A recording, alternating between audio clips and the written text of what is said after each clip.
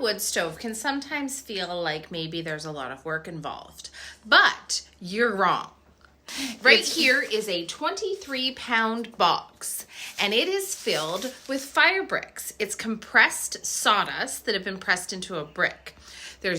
Not only are these bricks easy and lightweight, they're also made out of recyclable material.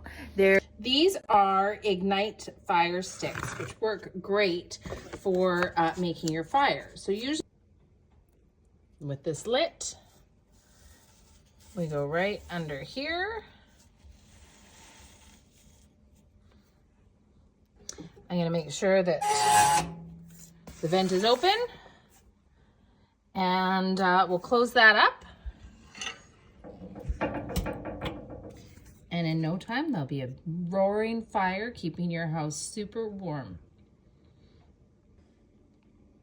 This is about a minute after. 5 minutes after it started.